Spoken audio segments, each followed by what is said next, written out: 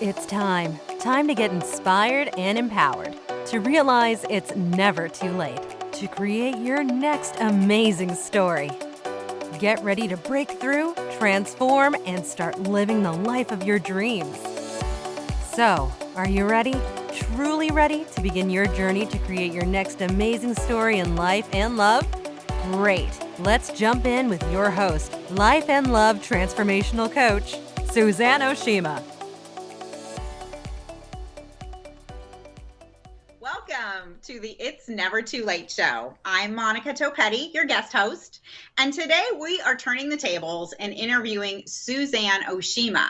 She is a life and love transformation coach, and today we are talking about a very important topic. He has disappeared, and why that is a good thing? Oh, wow. Can't wait to hear this, Suzanne. But before we get started, can you share with our audience a little bit about the women you work with and why? Sure. So I help single women in midlife transform midlife into their best life and find love again in their next chapter. And the reason why I do that and I focus on women in midlife is because I have found that society makes women in midlife feel like, you're forgotten, that you're invisible, and that it's too late. And that breaks my heart. Because I know it's not too late, but we have to stop believing what society is telling us and start believing in ourselves and that anything is possible. So true. So true. It's so easy to believe the bad stuff sometimes, I think, to quote Julia Roberts in Pretty Woman. But that's why we need experts like you who understand the dating world, who work with midlife women, who know how we think. So thanks for being here, and let's get started. Let's dive into today's topic, which is a great topic because, we talk a lot about online dating on this show, and it can be really one of the best ways to meet a guy. It's the number one way to meet somebody in, the 2020s.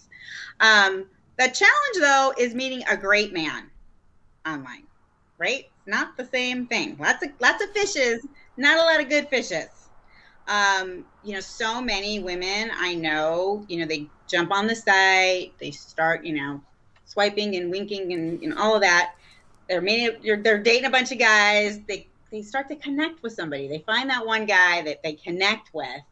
Things are going well. It's progressing. And then all of a sudden, poof, they are ghosted. Why is this happening to us? Well, it's not so much that it's happening. It's what breaks my heart more so is when that does happen is I find that women become the self-critic in that they start looking at, oh my God, when it does happen, what did I say? What did I do? Maybe he didn't like what I wore that night, or maybe he's not attracted to me. And we become the self-critic where we put ourselves down. And what breaks my heart about that is it may not have anything to do with any of those things. And what I find is when we become the self-critic and we start to wonder about all of those things that I just mentioned, those are just your insecurities about yourself coming out, right? Okay. And when that comes out here's what I know. Is when a woman starts putting herself down of, oh, it must have been something I said, or maybe I'm not skinny enough, maybe I'm not pretty enough, maybe it's something I said, is it's important for a woman to do the inner work first before she puts herself out there. So that she believes in herself. She knows who she is, and she knows what she has to offer a man. So that she goes into dating confident. She knows her self-worth. She has high self-esteem.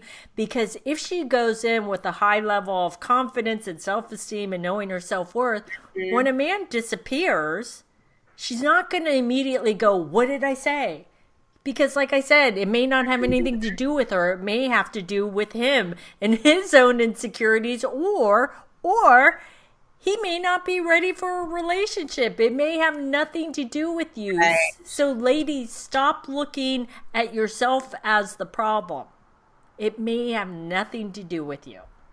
Okay. So you talk a lot on this show about doing the foundational work. And I think that's such an important piece of this because let's face it, we're all going to date and get rejected at some point in time. Not everybody's going to love us or think we're as great as, we think we are. Or maybe it has nothing to do with us. Like you said, it's just the wrong timing or what have you. But it's kind of, you kind of have to realize it's going to hurt a little bit when, that happens. And so, I'm really curious to see when you say it's a good thing when you get ghosted. What do you mean by that? Like, how can we really flip the tables and look at this a different way? So I don't know about you, Monica, but I live my life in gratitude. And here's how I flip the table on that. Okay. If a man disappears, I say thank you for disappearing. Here's why. It's because thank you for not wasting my time and showing me who you truly are, right? And that you're not ready for anything serious, and you're not a true man who can just tell me that I'm not for you and that I wish you well and we should go our separate ways, right? Instead you're chicken and you just disappear. But also if you look further down the road, if we were in a relationship and things got tough, he would probably disappear when things got tough. If he disappears now and can't say those things. So I look at it as thank you for showing me who you truly are. Right? Yeah. And now it frees me up to find the right person who is ready to stick around for the long term and that doesn't get flustered because of whatever and just feels like, oh, the easy way out is to disappear. Wow. I think you just changed my entire life and the way I look at things and things happen to me. Thank you for showing me that. I love that. And it's so true because I think sometimes when we stick our foot in that door and try and make things work, it winds up not working out anyways. And we look back and we go, wow, if things would have just ended at that point, it would have hurt, but it wouldn't have hurt as much as this, or it would have hurt, but I wouldn't have wasted so much time. Yeah. And it also goes back to what you say. When a guy tells you who he is, believe him, right? You say that a lot. That's another one to write down, ladies. and that's so true. What you said, Monica, it's, I know it's not easy. Yeah. But again, there's two ways you can look at it.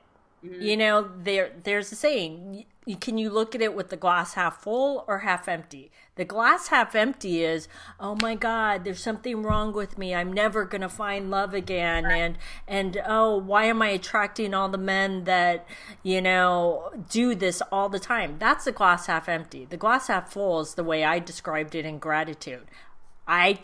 Like I said, try to live my life in gratitude. And I know it's not easy. People are going to say mean things to us. We're going to feel rejected.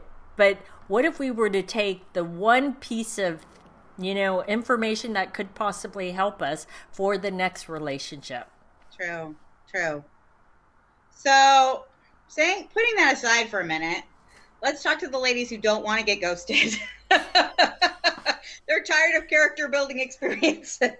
Well, no one wants to get ghosted, but if you do, that's a different way to look at it. Yeah, it's different if you have and trying to what can you learn from it versus nobody wants to waste their time. So I'm big on signs. Are there signs in a guy's dating profile or how he communicates with you on a date or in between dates that are red flags that when a guy says this or does this, you kind of know he's a candidate for ghosting?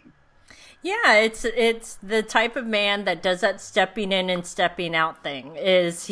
You're on a date, but then for the next couple of weeks you hear nothing from him. It's crickets, and it's not to say for sure that a man is going to disappear, but if you start to see a pattern, 3 to 6 months in, is he's the type of man that maybe isn't taking it seriously, and he may disappear.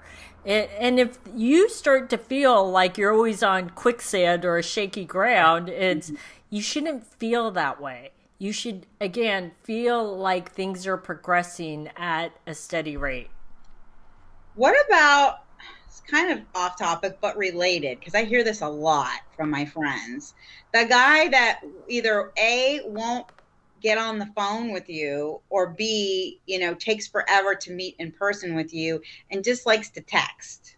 Is that like a red flag, a ghosting red flag? It's not a ghosting red flag. Okay.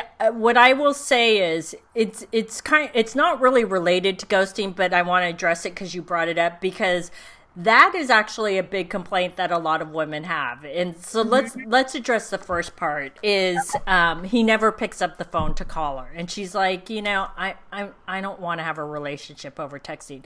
So this is super important, ladies. Listen up, because I know almost every single woman has this complaint. Yeah. You have to share with him from the beginning your preferred method of communication.